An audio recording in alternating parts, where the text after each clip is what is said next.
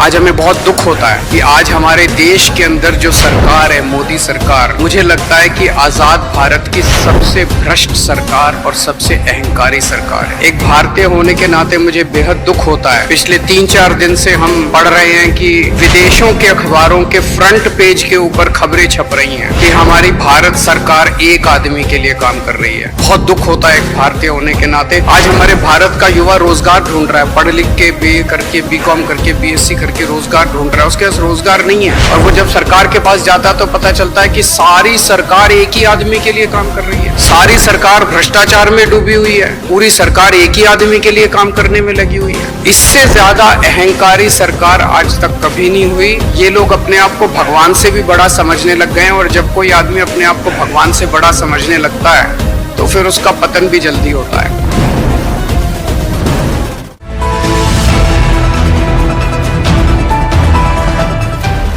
चोरी करे अडानी, भरपाई करे जनता।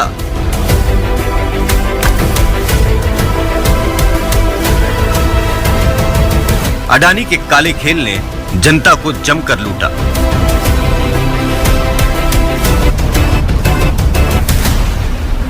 गुरुवार को खोजी पत्रकारों के समूह OCCRP ने एक बड़ा खुलासा किया। एक ऐसा खुलासा जिसने मोदी की नींद उड़ाकर रख दी है। जी हां, मोदी को लगा था उनका परम मित्र अडानी चोरी चकारी करता रहेगा और किसी को पता भी नहीं चलेगा, मगर ऐसा हुआ नहीं। अडानी का काला सच देश के सामने आ गया है। दरअसल सेबी ने 2014 से पहले एक रिपोर्ट जारी की थी जिसे DRI ने सौंपा था। इस रिपोर्ट में बेहद चौंकाने वाली बात कही गई है।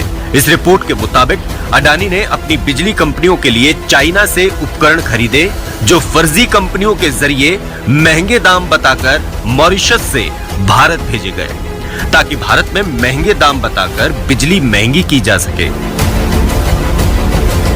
यही नहीं, नई रिपोर्ट में यह बात भी सामने आई है कि अडानी का भाई विनोद अडानी चीन के व्यापारी चेंग चू ली और नासिर अली के साथ मिलकर विदेशों में फर्जी कंपनियां बनाता है और हजारों करोड़ों में काला धन विदेशों से गौतम अडानी की कंपनी में आता है। यानी खुलेआम चोरी, काले धन को सफेद करना। इस रिपोर्ट और अडानी के कारनामों से शेयर मार्केट में भूकंप आ गया और अडानी की कंपनी धड़ाम से नीचे गिर गई। मगर मोदी के इशारे पर LIC जैसी देश की बड़ी कंपनियों ने भी अडानी की कंपनी में पैसा लगाया था, जिससे उनका यानी देश की जनता का पैसा भी डूब गया। खुद भारत सरकार की सेबी ने बताया है कि छोटे निवेशकों को 22,000 करोड़ का नुकसान हुआ है। तो वहीं LIC ने भी अडानी की कंपनीज में 36,000 करोड़ रुपए लगाए थे। LIC के भी 16,000 करोड़ रुपए डूब गए।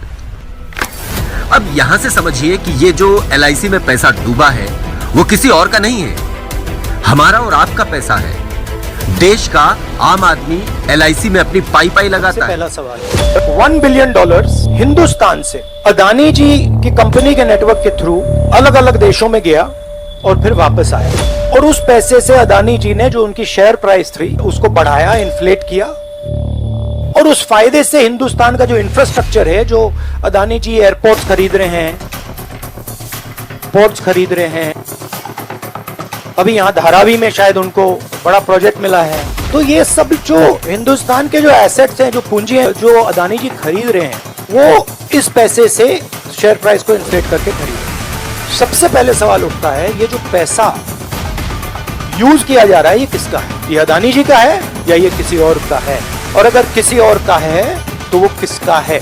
ये सबसे पहला सवाल है। दूसरा सवाल है कि इस काम को करने के लिए मास्टरमाइंड विनोद अडानी जी हैं, जो उनके भाई हैं, गौतम अडानी जी के भाई हैं, मगर उनके साथ उनके 2 बिजनेस पार्टनर और हैं। एक का नाम नासिर अली शबान अली और दूसरा चेंग चुंग लिंग।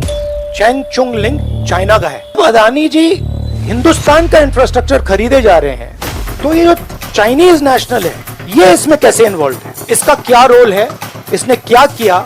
ये साबित होना चाहिए। और ये जो फॉरेन नेशनल्स हैं ये हिंदुस्तान की शेयर मार्केट को कैसे मैनिपुलेट कर रहे हैं? ये सवाल क्यों नहीं पूछा जा रहा है?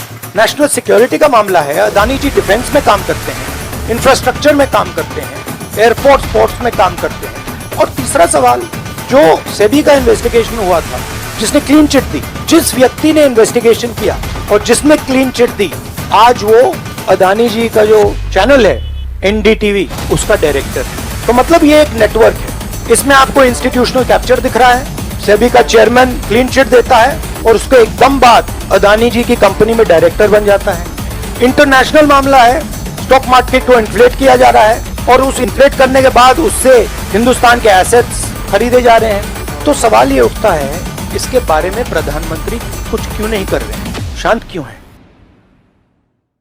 हमारे चैनल के साथ जुड़ने के लिए सब्सक्राइब करें और बेल नोटिफिकेशन दबाना ना भूलें।